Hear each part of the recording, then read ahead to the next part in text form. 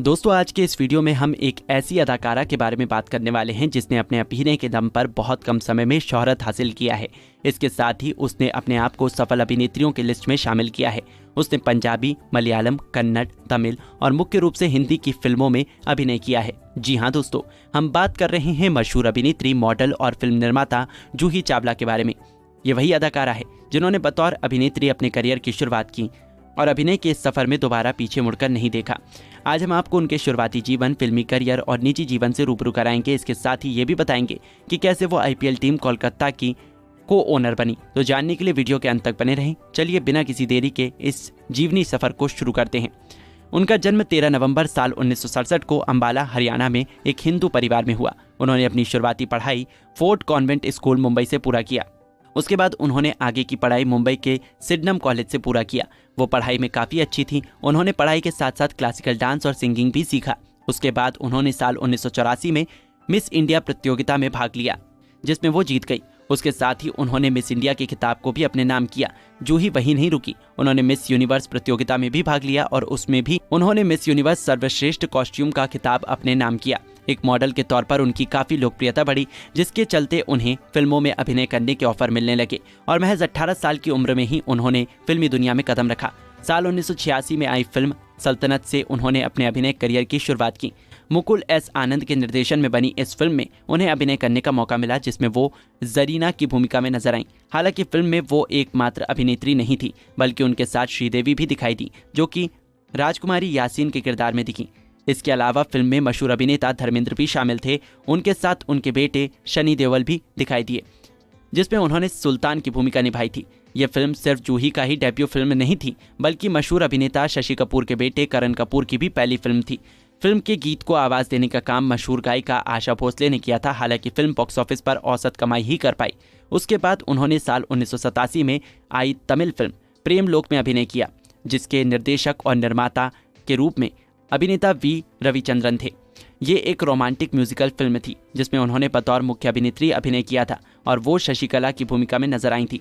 उनके साथ बतौर मुख्य अभिनेता के रूप में वी रविचंद्रन शामिल थे। इस फिल्म को कन्नड़ और तमिल भाषा में एक साथ बनाई गई थी, जो साल 1982 में आई फिल्म ग्रीस 2 पर आधारित थी और कन्नड़ में इसका शीर्षक था परुवा रागम।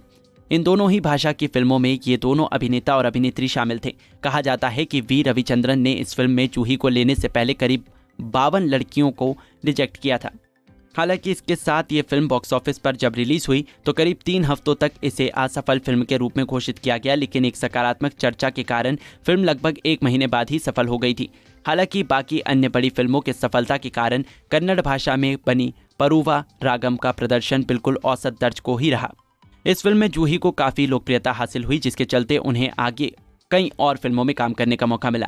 साल 1988 में वो अपने करियर की तीसरी फिल्म में नजर आईं, जिसका शीर्षक था कयामत से कयामत तक। ये एक रोमांटिक म्यूजिकल फिल्म थी, जिसे मंसूर खान द्वारा निर्देशित किया गया था। साथ ही नासिर हुसैन द्वारा इस फिल्म को लिखित और निर्मित भी किया गया था। फिल्म में जूही के साथ आमिर खान ने बतौर मुख्य अभिनेता भूमिका निभाई थी, जिसमें वो रश्मि सिंह और आमिर राज सिंह की भूमिका में दिखाई दिए। इसके अलावा फिल्म में कई और कलाकारों ने अभिनय किया था, जैसे गोगा कपूर, रविंद्र कपूर, दलीप ताहिल, आशा शर्मा, आलोक नाथ और बीना बनर्जी। कहा जाता है कि नासिर हुसैन इस फिल्म के लिए सबसे पहले शम्मी कपूर और संजीव कपूर को लेना चाहते थे, जो फिल्म में दोनों परिवारों के मुखिया के रूप में नजर आते, लेकिन उनके बेटे मंसूर खान ने उनके साथ काम करने से मना कर दिया था, क्योंकि ये दोनों ही अभिनेता उनसे सीनियर थे। हालांकि बॉक्स ऑफिस पर यह फिल्म सुपर हिट साबित हुई।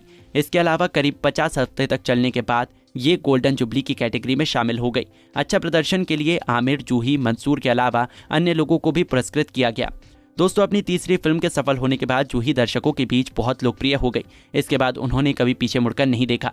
साल 1989 में सुजीत गुहा द्वारा निर्देशित फिल्म अमर प्रेम में उन्हें कास्ट किया गया, जिसमें वो दीपिका बोस के रूप में नजर आईं। यह फिल्म संदीप फिल्म प्राइवेट के बैनर तले निर्मित की गई थी, जिसमें मुख्य अभिनेता के तौर पर प्रोसेनजीत चटर्जी दिखाई दिए थे, जिसमें उन्होंने शुभो चौधरी की भूमिका निभाई। इन दोनों के अलावा फिल्म में शकुंतला बरुआ, पल्लवी चटर्जी और सौमित्र बनर्जी जैसे सह कलाकार शामिल थे। फिल्म ने बॉक्स ऑफिस पर धमाल मचा दिया और साल की ब्लॉकबस्टर फिल्म के रूप में उभरी।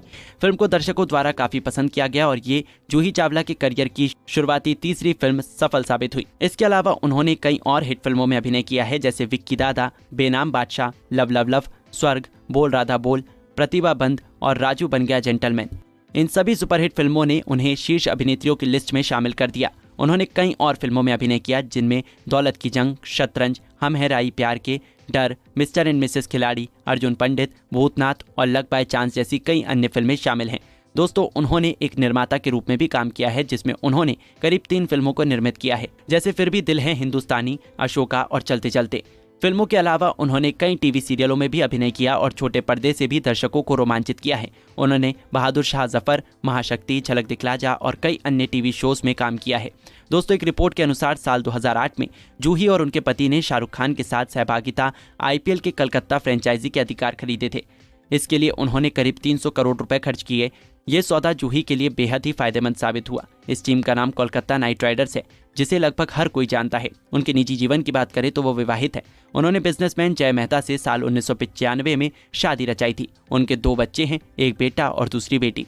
बेटी का नाम जानवी मेहता है, जो साल 2001 में पैदा हुई थी, जबकि बेटा अर्जुन मेहता का जन्म साल 2003 में हुआ था। हालांकि अभी वो फिल्मी दुनिया में नहीं आए हैं, उनके बारे में अधिक जानकारी नहीं है। आपको बता दें कि उनके पति जय मेहता शादीशुदा थे, लेकिन साल 1990 में उनकी पत्नी सुजाता बिरला की एक विमान दुर्घटना में मौत हो गई थी, जिसके बाद उन्होंने जूही से शादी किया। सुजाता बिरला यश बिरला की बहन थी। ऐसा कहा जाता है कि साल 1997 में फिल्म इश्क की शूटिंग के दौरान अभिनेता आमिर खान ने उन्हें इतना तंग कर दिया कि जूही ने उनसे अगले करीब 6 सालों तक बातचीत नहीं किया। उनके पिता का नाम डॉक्टर S चावला है, जो कि एक IPS अधिकारी थे। हालांकि वो अब इस दुनिया में नहीं है। उनकी माता का नाम मोना चावला है और इनका भी स्वर्गवास हो चुका है। ये ओबरॉय के हाउस कीपिंग डिपार्टमेंट में कार्यरत थी। उनके भाई का नाम संजीव चावला है, जिन्हें बॉबी चावला के नाम से भी जाना जाता है। हालांकि वो भी अब इस दुनिया में नहीं है। वो रेड चिली एंटरटेनमेंट के CEO थे। इसके साथ ही उनकी एक बहन भी थी, जिसका नाम सोनिया चावला था। वो भी अब इस दुनिया में नहीं है।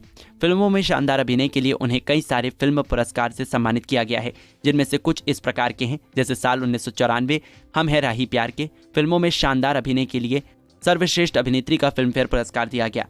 इसके अलावा उन्हें कई अन्य फिल्म पुरस्कारों से सम्मानित किया गया है। दोस्तों, जूही चावला ना सिर्फ एक अभिनेत्री, मॉडल और फिल्म निर्माता हैं, बल्कि वो एक सामाजिक कार्यकर्ता भी हैं। अक्सर वो सोशल चैरिटी करते नजर आ जाती हैं। उन्होंने अपने अभिनय से फिल्म देखने वालों का भरपूर मनोरंजन किया है। वो लगभग 55 वर्ष की हो चुकी हैं, लेकिन अभी भी वो अभिनय में सक्रिय हैं। उम्मीद है कि आगे भी वो इसी तरह फिल्मों में अभिनय के जरिए लोगों को एंटरटेन करती रहेंगी। बाकी हमें यही आशा है कि आपको उनकी ये जीवनी पसंद आई होगी। अगर आप उनकी अदाकारी और उन्हें पसंद करते हैं तो वीडियो को लाइक ज़रूर करें और ऐसी ही अनसुनी जीवनी के बारे में जानने के लिए हमारे इस चैनल को सब्सक्राइब ज़रूर करें। धन्यवाद।